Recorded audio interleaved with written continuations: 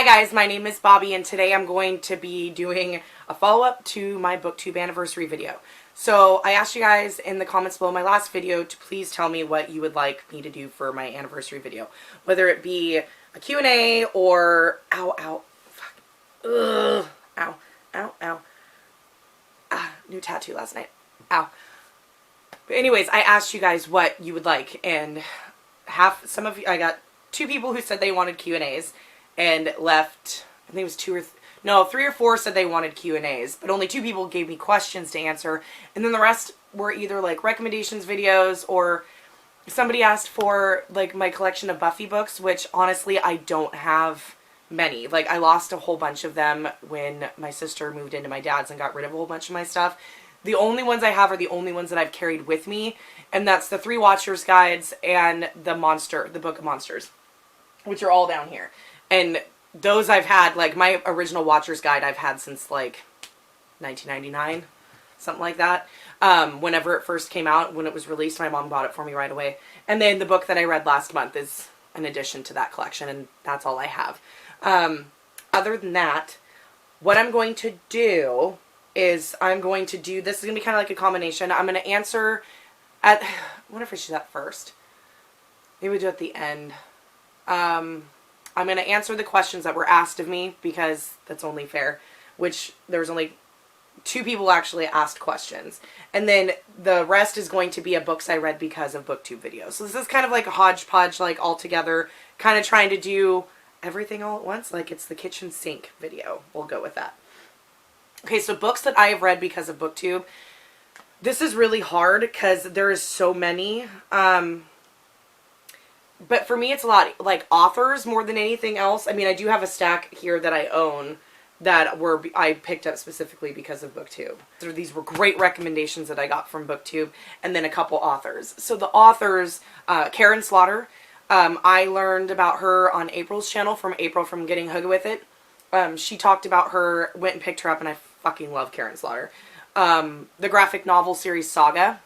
Everybody on Booktube has read Saga, except for Vicky, and she needs to read it. But that's a fucking amazing, amazing graphic novel series. I've read them all through Hoopla. Same with I Hate Fairyland. Heard of that graphic novel series from Allie at Hardback Hoarder.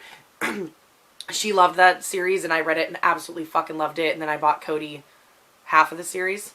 Yeah, volumes 2 and 3 or 3 and 4, whatever.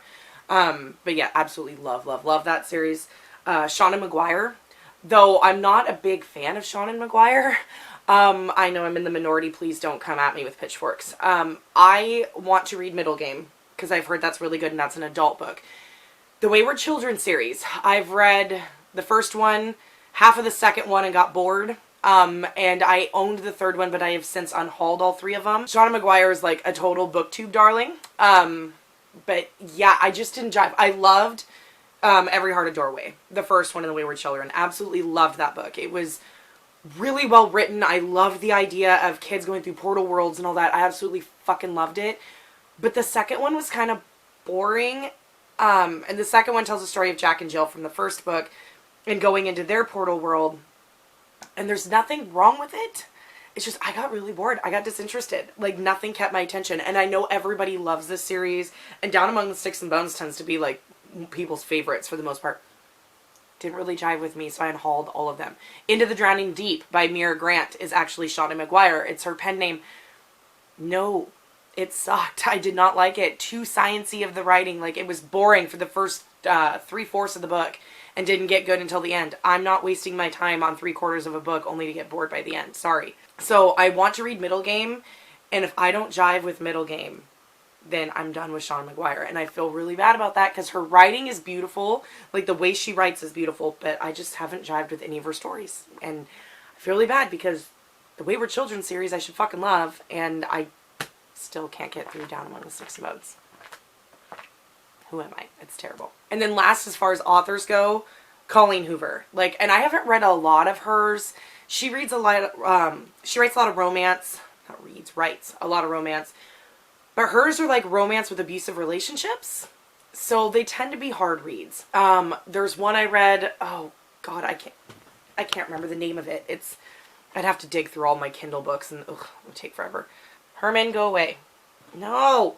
Shoot. Filming. Goodbye. It ends with us. There it is. Okay. So It Ends With Us by Colleen Hoover was one of my, it was really good. It was a favorite of a couple years ago. I think I read it 3 years ago, something like that. But it's a fantastic book. It's a fantastic story. And there's abuse in it, relationship abuse, but the ending doesn't glorify the abuser. It's a really good at how somebody can get out of an abusive relationship and move on and still, it was just really good. Verity, which is kind of a thriller from her. I mean, it is what it is. It's still Colleen Hoover. There's still a little bit of the shady relationship stuff, but it's not abusive, I guess, per se. And I liked it, but I haven't read any of her other ones. A lot of her books, I've heard like mixed things about. Either it glorifies abuse or it's just almost like torture porn in the way it's written, but she's a really good author. Like, I enjoy her writing. Okay, now we're going to get into the actual physical books I own that I've read because of Booktube. Oh, let's see.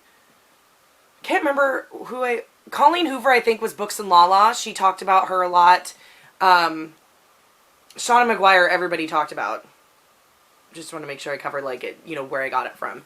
But book-wise, books that I've read because of Booktube, Nosferatu by Joe Hill, and that's actually kind of half lie. I've read half of this book. I haven't finished it. Vicky, don't come for me. I'm so sorry. But this I started reading, I think, right as I started my channel. And I was reading it on, I checked it out from the library. And I've since, now this is my own copy. But it was good, and I really enjoyed it, but I think I stopped, I don't know if I was all the way but almost halfway through.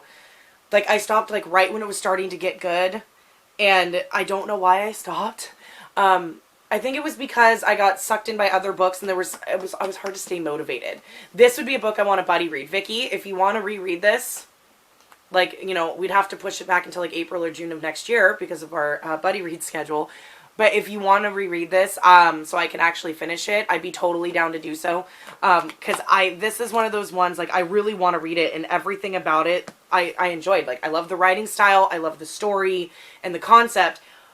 But back then, I think now if I did it, I would have to do, like, a 50-page a day to finish. Just so that I would read it, because I get bogged down a lot of times with big books. That's why I make Vicky buddy read big books with me, because it's good motivation. When you have somebody else there reading it with you every day, and you encourage each other, and you're able to talk about what you're reading while you read it, it just helps. So, or maybe if Cindy or Monica haven't read this, I can make them read it with me. Cindy, Monica, get a hold of me if you haven't read this and you want to, because we'll buddy read this.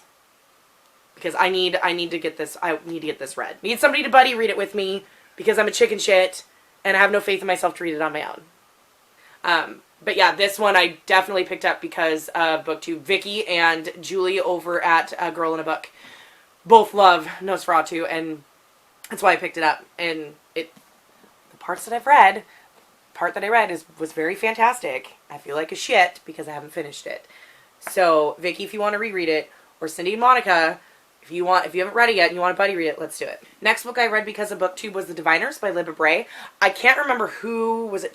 Chelsea? From Chelsea Doling Reads? Maybe. They're rereading it right now, so that just might be why I'm thinking about it. I also got this is my copy, but I checked this out from the library, and it's so funny because this copy, I mean, with it being paperback, it looks so small, whereas, like, the hardcover is, like, this big. It's huge. The Diviners is, I didn't even talk about what these books are about. Nosferatu by Joe Hill is about a girl named, I think her name's Lou, if I remember right. No,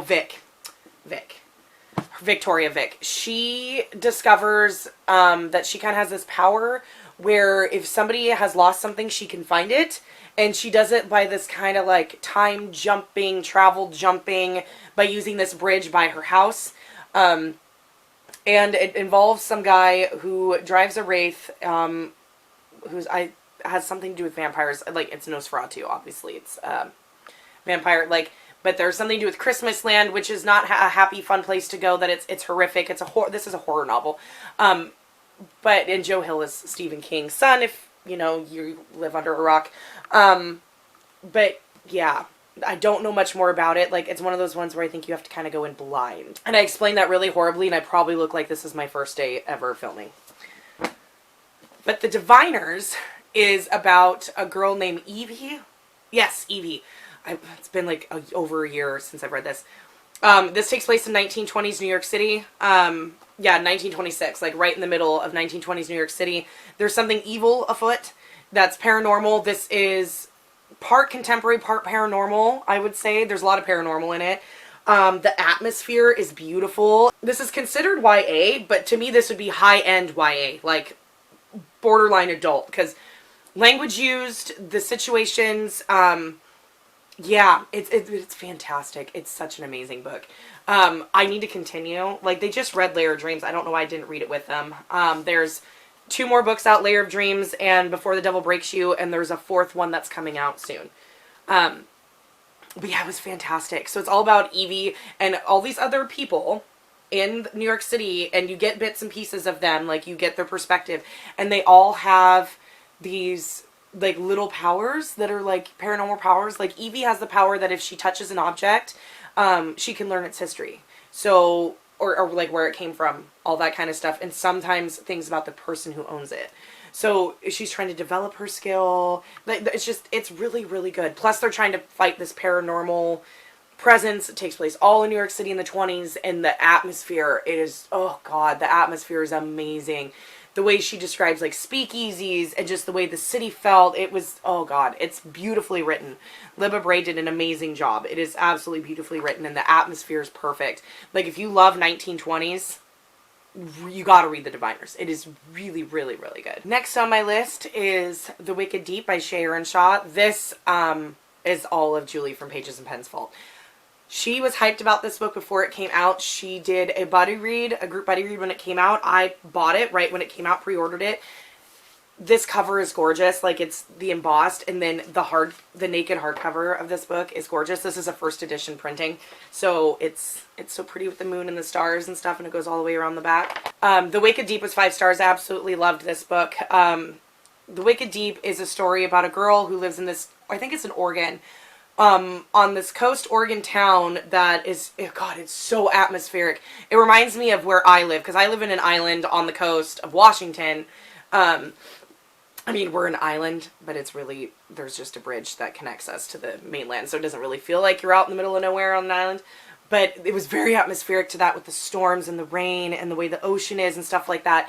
And in this town, like back in like the 1800s or something, there was 3 sisters who were thought to be witches, and they were drowned out in the bay.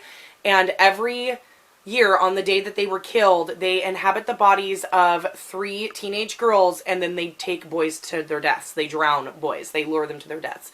And this has become like a morbid big thing in this town, and people come from all over, tourists, to pretty much witness this, and like they make it this big deal, and they come and they visit hoping they can be there when a murder happens, or maybe that they'll be one of the ones possessed.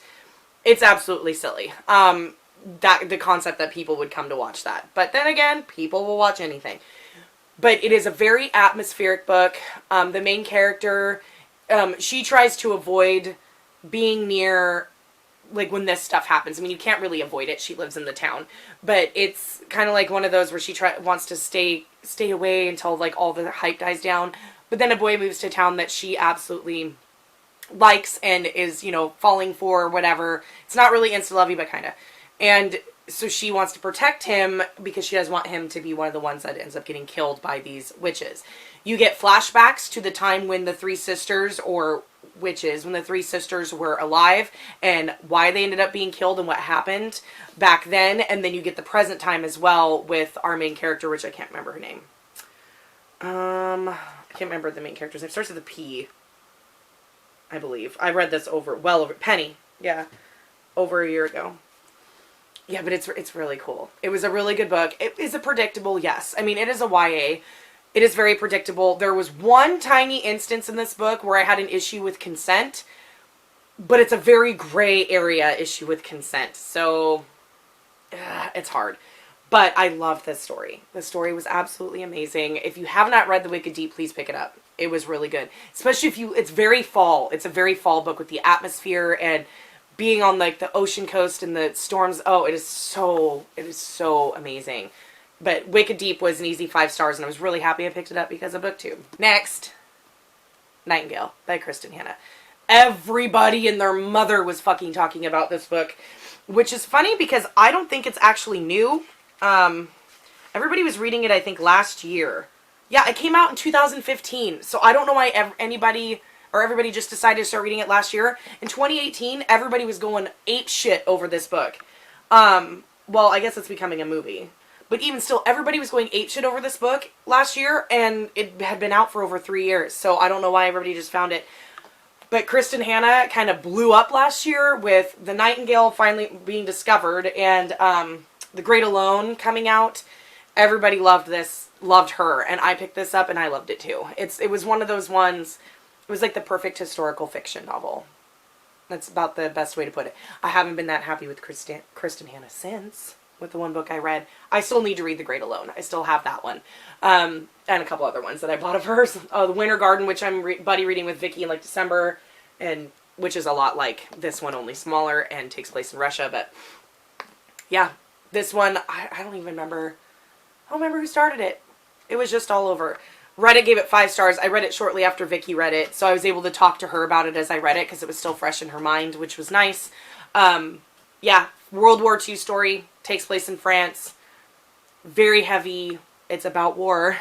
World War II is a hard war to read about. Yeah, but just fantastically written and really good. The only thing that I would have left out of this is there's an unnecessary love story that is not needed for this plot to work. 2 sisters growing up or living in France, surviving World War II. That is enough material. You don't need a forced romance on top of it. But it was still a fantastic, fantastic story. And if you have not read The Nightingale, you need to. Because it is one of those ones where, even if you're not that big of a fan of historical fiction, like Murphy Napier, she very rarely ever reads historical fiction ever. That girl, it's one of her genres that she's trying to read more of. She's not really big on reading it. You know, historical fiction. Her subs begged her to read this. She read it and fucking loved it, gave it 5 stars. And she's not somebody who normally reads historical fiction. She's like almost a strictly fantasy reader. That's her jam. So if a huge fantasy reader can read this and appreciate it and love it, anybody can. So if you have not read The Nightingale, which I don't know why you haven't, the only thing would be the intimidation of the fact that it's, you know, almost 600 pages. It's still a fantastic book, and everybody should read it. The next 3 are fantasies, and one's a sci-fi, technically. Sci-fi. Yeah, Illuminae, Gemina, Obsidio. Wouldn't have ever picked these up if it wasn't for Booktube. I'm not going to talk much about Illuminae. Written by God and Amy Kaufman.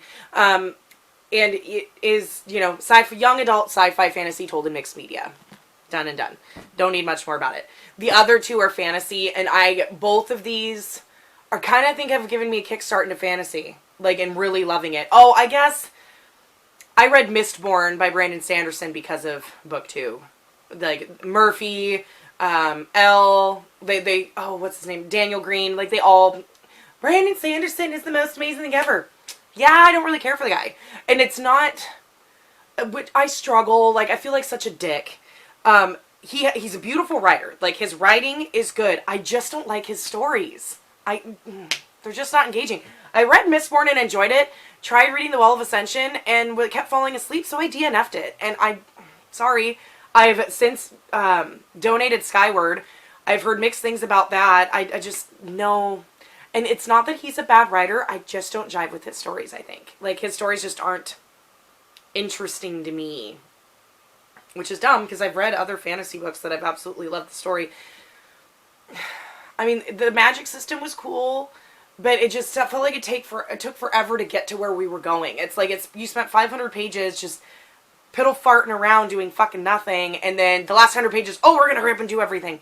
That's not my type of fantasy. That's boring. Like, either, you know, you need stuff to move it along all the way through instead of, like, you know, just dicking around. Like, there was this whole side plot of her dressing up and being all nice and pretty and going to these balls to learn all this information, and that seemed like a very young adult secret romancy plot that was thrown in on top of the actual main plot where it's like, we need to defeat the Lord Ruler and blah blah blah. That shit bothers me. Oops, sorry. That shit bothers me.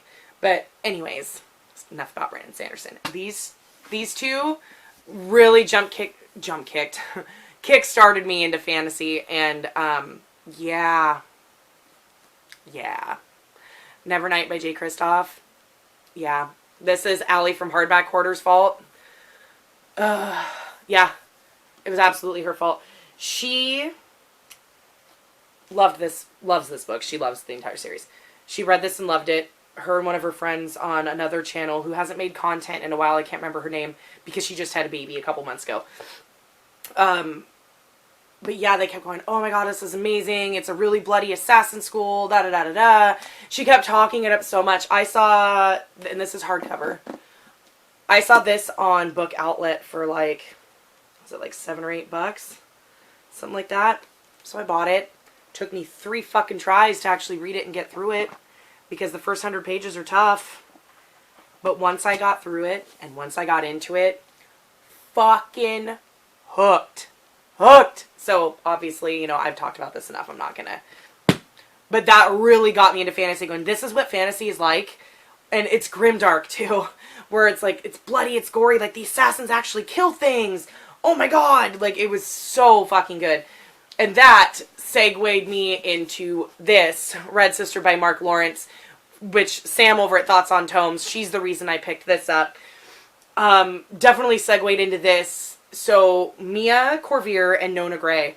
If Mia and Nona could have a spin-off together, can you imagine how fucking amazing that would be? Oh my god. That would be the best. Oh my god. Like, that gives me all the happies if that would happen. Granted, Mark Lawrence and Jay Kristoff would have to get together and write them together, which would be hard after the ending of not God's Grave, Dark Dawn. But still, it could work. Oh my god, it would be amazing. Even still. But yeah, Red Sister was huge for me. This really got me into loving fantasy and giving other fantasy a try. Red Sister tells the story, like you guys have heard this a million times, of Nona Gray, who lives in this world where the sun, I think it's the sun or the moon.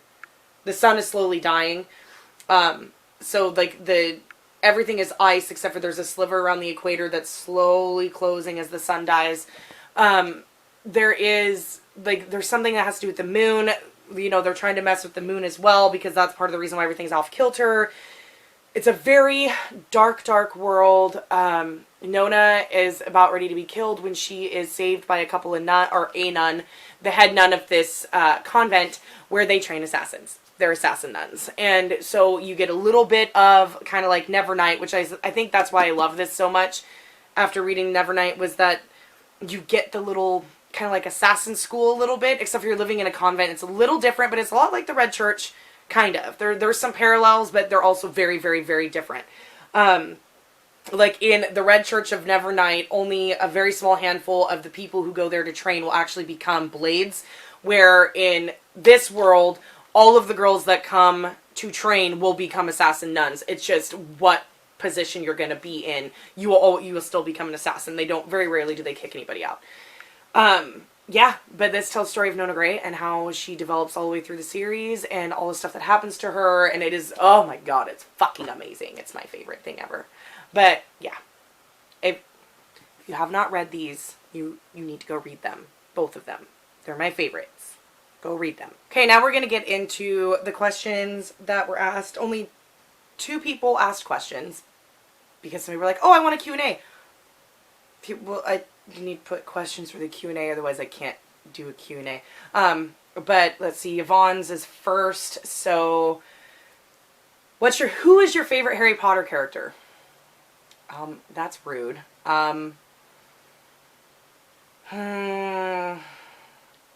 Professor McGonagall is one of my favorites. I absolutely love her. I love that she can turn into a cat, or she transfigures into... No, she's an animagi. Even still, I love that she can... Cats. If you want to go through the main 3, I've always loved Hermione because I've always seen myself in Hermione.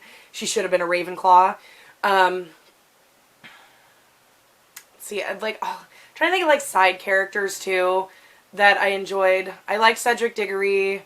God, there's just so many characters. I love Professor Lupin too. I really enjoyed him. But yeah, I don't really have a favorite. I like them all. Like, it's like telling you to pick which child is your favorite out of your children. That's just rude. But those are some of like my favorites. Why do you think you would be in Ravenclaw? Have you met me?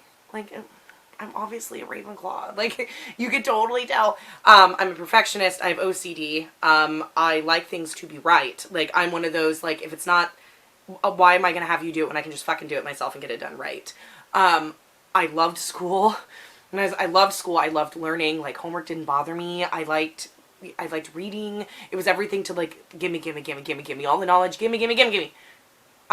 When I first started reading Harry Potter, after reading and learning about the houses, I'm like, well, sucks. Harry Potter's a Gryffindor, and that would be really cool if I was, but I'm totally not. I'm totally a Ravenclaw. Like, I even knew that back then, that I was a Ravenclaw. If you want to get more specific, I consider myself a Slitherclaw, like half, you know, if you're going to go half houses, Ravenclaw and Slytherin, because I do have some Slytherin traits.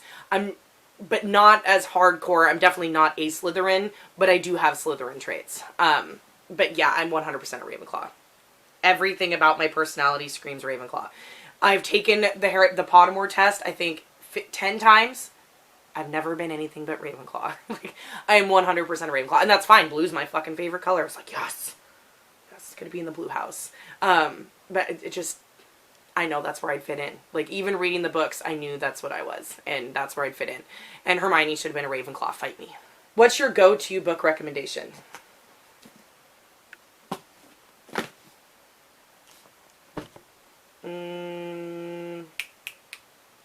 Nah, I think that's it. Nevernight. Oh! Ooh, wait. Also, those three are the most. Yep. If you want to go, I mean, I guess all those three are fantasy. But those are definitely my go-to. Yeah, because I love her book too. Yeah.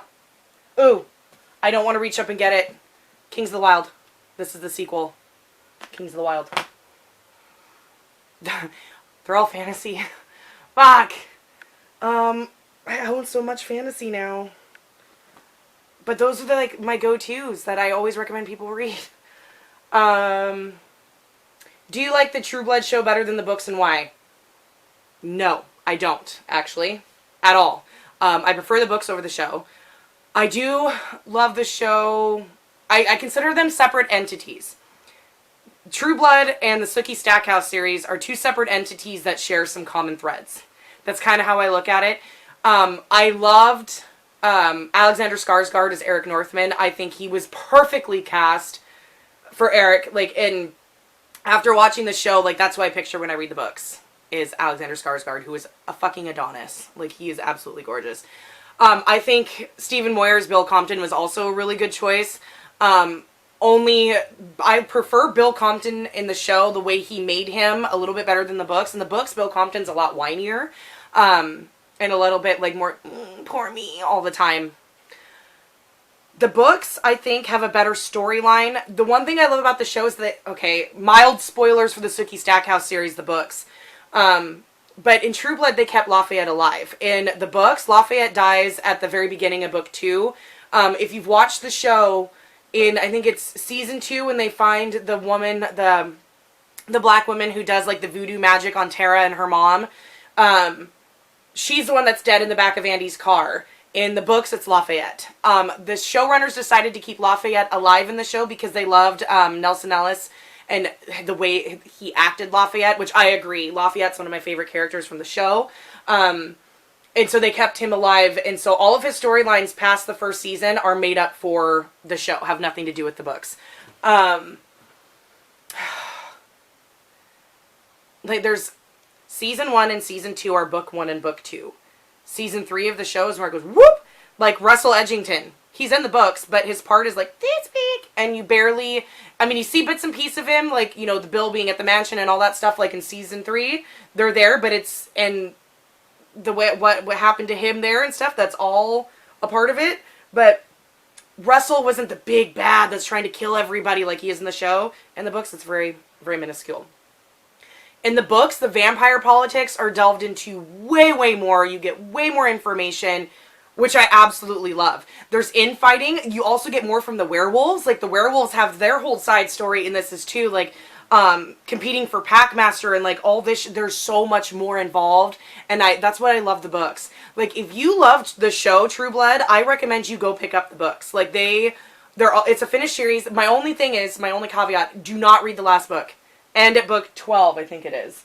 Do not read the last book in the series. I haven't read it, and I've reread the series multiple times, because the way they end the series, to me, makes the rest of the series null and void, and I enjoyed the entire series. Do not read the last book if you pick it up. But, yes, I prefer the books over the show. Long-winded. I do like a lot of the acting choices for the show. Season 4, they did okay. I mean, they kind of followed the book, but the book was still better. I'm not a fan of the character Tara. I find her annoying and obnoxious. And she's one of those people that I hate, her personality-wise. And in the books, her part is very minuscule. So, yeah. And seasons 5 and 6 of the show do not follow the books at all. Like, they're their own tangents. The whole Lilith storyline, the whole virus storyline, all that is not in the books, nothing to do with them whatsoever. No. And again, mild spoilers for the book and the show. I figure if you're not fast forwarding, you've seen both or read. In the show, or in the books, Bill kind of goes away for a while, for a chunk, because after him and Sookie break up, he has no real reason to hang around as much. In the books, he does not become the king of Louisiana after the queen dies. The Queen of Louisiana, yeah, Bill kills her in the show, but in the books, Hurricane Katrina is in the books, because when Charlaine Harris was writing the books, Hurricane Katrina happened. Her books take place in fucking Louisiana, so she incorporated the hurricane into the books and what would happen to the vampires if a hurricane hits like that. And it was brilliantly done, and I loved what she did. There's one of the books, I think it's book 8, book 6, where the Vampire Summit happens, which is like this big political happening where all these vampires come from all around, and they get together, and that's when they have like marriages and alliances and all this other stuff happens. And it was fantastically done. Eric plays a huge role in the books. Like, ever since he's introduced to Sookie, Eric is like the main vampire through the books. Hands down. Like, Bill is for the little bit, but once she breaks up with Bill, it's all 100% Eric. Bill just makes little appearances here and there. So, like, that's another reason why I prefer the books. Whereas in the show, like, Eric's in and out and is never really a constant in her life. It's just... But I do love a lot of the actors. I love Joe, not going to pronounce his last name, who plays Alcide. I think he was a brilliant casting for Alcide. He fits him perfect. I do like Anna Paquin as Sookie. I like her as an actress anyways. I think she was great as Sookie. She made Sookie not as much of a dumb bitch like she can be in the books. So, I do appreciate that. So, a lot of the casting was really perfect, and I think that's what made the experience for me. Read the books, and then watch the show with a grain of salt. I've, like, gone on a 20-minute True Blood tangent. This is why... Quit! This isn't fair. You're making me go on these little tangents. But yes, I love them both. They're two separate entities. The show I won't watch past season 4 anymore. But the books I absolutely love. Read the books, because in the books there's a lot more weres, not just werewolves. They delve into other were animals, like a lot deeper. There's way more history and lore. She really developed her world, her supernatural world, a lot in the books that you do not get in the show. So if you haven't read the books, read them. What kind of job do I have that has me starting at 2:30 in the morning? Well, I work for a major grocery chain. They're predominantly West Coast, but they do have some in back east as well, only the name is different. I'm not going to say who it is. It's a major grocery chain. But I am the head bookkeeper, and I also do file maintenance, which is tag change, so price changing. So, like 2:30 in the morning start, that I can do. Like, some of the file maintenance, like tag changing, that's when I'll start. That's when my midnight start times are. Changing tags, I have to be there in the middle of the night, because all the tags have to be hung by like 7 in the morning when the customers come in, because you're changing the prices. Like, if a customer goes and buys something and the price on the shelf is different than what it rings up because the price hasn't been changed yet, we have to come in and do it in the middle of the night. So it's done before most of the customers come in. We're a 24-hour store, so we have people in there all night, but it's not like, during the day. Bookkeeping has to be done very early in the morning because you have to cash up the previous day before you can check on today's books. So, I mean, yes, we're still running and there's things in place so that both days are kind of going at once, but I have to come in really early in the morning to do that. And on Sundays, I go in at 2:30 to start the books because I also have to do payroll, and it processes by like 8:39 in the morning. So I have to get all the books done plus finish up the payroll and all that shit. So that's what I do. I'm a bookkeeper and file maintenance or, price changing, which, doesn't sound that glamorous, but I get paid a pretty decent wage, and I get retirement, full medical benefits, dental, vision, the whole 9 yards, retirement. So it's worth it to me, and it's a 5-minute drive from my house. And last, she asked, will your husband ever show up on camera? I don't know. He's kind of camera shy. He's shy in general anyways. He fully supports my channel 100%. I mean, he gives me money to buy books all the time. He fully supports me. But it's like, I still won't film in front of him. I won't vlog in front of him. I think if I were to be like, oh, people want to see your face, like, to prove that you're alive, he'd be like, okay, like, that's really creepy. Like, for him, it's a little different. I'll see if I can get him on camera, but no promises. So it'll probably be a while before I can convince him. Okay, now Vickis Questions. Favorite Disney movie? Ooh, that's really hard. Are we including Pixar in that, or just, like, old school Disney movies from when we were kids? Because it's from when we were kids. Aladdin was always, like, my favorite. Aladdin and the Little Mermaid when I was a kid. I still love Aladdin, the original Aladdin. I won't even watch the new one. No. Robin Williams is my only genie. Let's see, what else did I really... I remember watching The Black Cauldron, which is not popular at all, and liking it because I have a dark soul. But... see, when I was younger, like, which ones do we even know now? Oh, Sleeping Beauty is by far my favorite princess movie. I absolutely love Sleeping Beauty. Maleficent is she's my girl. If you want to go Pixar, Cars or Nemo. Absolutely. Unpopular opinion here, but I'm not a fan of Toy Story. Sorry, not sorry. Granted, when they came out, I was more an older kid leaning towards adult.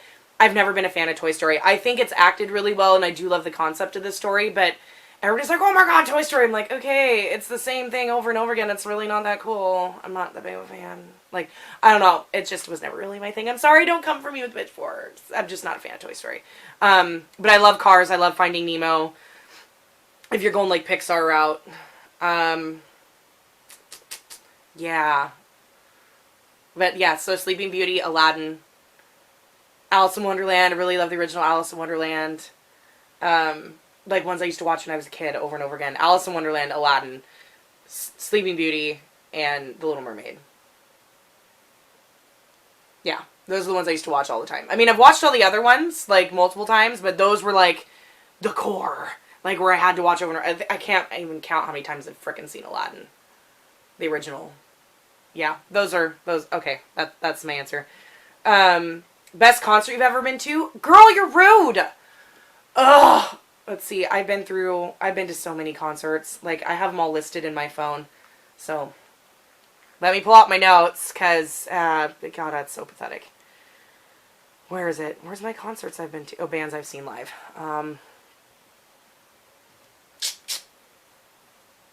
Metallica was really good. I've seen Linkin Park twice. They're really good, or they were really good. Sad. Soundgarden was absolutely amazing. Chris Cornell's voice is everything, and he is beautiful live. His voice, oh, gorgeous. Gorgeous. Pearl Jam is also fucking amazing live. I've seen Pearl Jam 4 times. My husband has seen them 12, because that's his favorite band. He's fucking obsessed. Yeah, but, oh.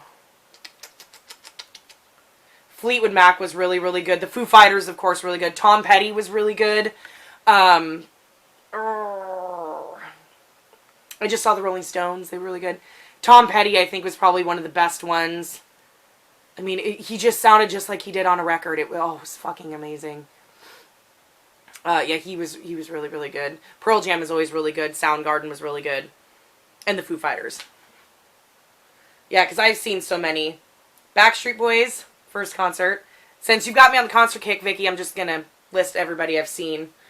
Backstreet Boys, Mandy Moore, she opened for them. The band Yes, Metallica twice, Limp Bizkit, Linkin Park twice, Mudvayne, Deftones twice. I never went to see either of those bands. They were just opening bands that I happened to see by proxy. Soundgarden twice, Chris Cornell solo, Audio Slave, Alice in Chains, Pearl Jam 4 times, Ben Harper, who was an opener for one of those, Green Day twice, Stone Temple Pilots, with Scott Weiland, Story of the Year, P.O.D., Hoobastank, Fleetwood Mac, Red Hot Chili Peppers, Eddie Vedder solo, Flight to Mars, Hailstorm, The Used, 303, Paramore, Foo Fighters twice, Tom Petty and the Heartbreakers, The Lumineers, Avenged Sevenfold, Meat Puppets, Queens of the Stone Age, Mastodon, Melissa Etheridge, Joan Jett, and the Rolling Stones. So a lot of those were openers, like Mastodon, Meat Puppets, Avenged Sevenfold, Lumineers, The Used. Like, these are all people who opened for other bands that I don't really give a shit about them. I wasn't going to see them. Yeah, I've seen a lot of bands. My husband was really good at winning tickets off the radio. So we went and saw a lot of concerts. But if you want to go like the best ever, Tom Petty was probably one of the best concerts I've been to. If you take Pearl Jam out of the mix, because Pearl Jam is always fucking fantastic. Tom Petty, he was just amazing. And I saw him literally 2 months before he died. It was just like listening to the record. He had the most amazing voice. It was really, really amazing watching him play. And Chris Cornell, Soundgarden, like his voice is so haunting and beautiful, and live, it was just, gives you chills. So I'm going to go with Chris Cornell and Soundgarden and Tom Petty. We'll go with those. Worst book you had to read for required reading is her last question. Oh, God, what was it? I just had it. It was like on the tip of my tongue. I can't remember. I don't remember because I never read them. I always spark noted them. The only book that was required reading that I actually read was, besides the Shakespeare plays, because I like those, was To Kill a Mockingbird. It's the only one I ever read and enjoyed. Because I actually enjoyed the story. The other ones was... I'd say I hated Huckleberry Finn.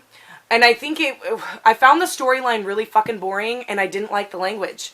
When you hear the N-word, every other word, it's really, really obnoxious and really hard to read. Like, I just got fucking tired of it. Yeah, that one. I was never made to read, like, Lord of the Flies, or Crime and Punishment, or any Jane Austen, or Charlotte Bronte, or any of that. There was one that we read that I can't remember. The Giver was read to me in class, like in 5th grade or something like that. Yeah, I can't think. That's a really good question, but I can't really remember all the ones that I was forced to read. Because I just never fucking read them. I didn't like all the ones we were forced to read as, like, kid, like 4th, 5th grade. Like, I hated, like, Where the Red Fern Grows. Like, every single one of those books, like, Julie and the Wolves, wasn't a fan of that. Call of the Wild.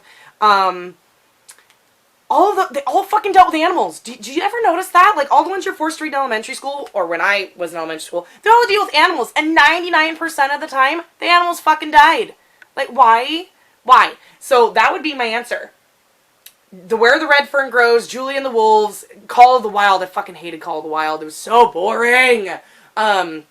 I don't really like books from animals' perspective. I don't like books where the whole point of the story is this animal's going to do this big courageous thing, and at the end he's going to fucking die a terrible death. That is not something fun. That doesn't teach me a lesson, besides the author's an asshole. So, those 3. I didn't enjoy them at all. And a lot of people remember those books with fondness. And I'm just like, no.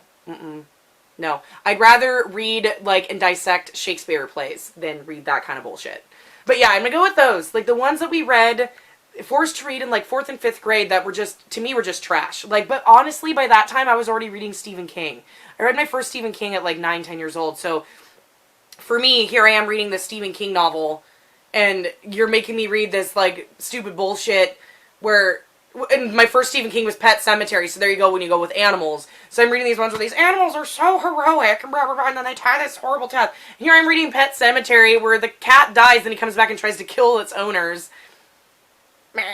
This is why I'm so twisted. Anyway, guys, that's it. That is my kind of hodgepodge, you know, happy anniversary, doing everything you guys asked me to. I gave you some recommendations, which are all books I've talked about a million times over. I mean, I guess there's some that I haven't talked about, but Vicky, Cindy, Monica, if you guys want to buddy read Nosferatu, I know Vicky may not want, she's already read it, so why not? But if she wants to reread, if you want to reread, I need somebody to buddy read it with me. Cindy or Monica, if either of you haven't read it, want to read it, let's buddy read it at some point. We're getting into the spooky season, and there's a Christmas land, so we could, if we read it by the end of the year.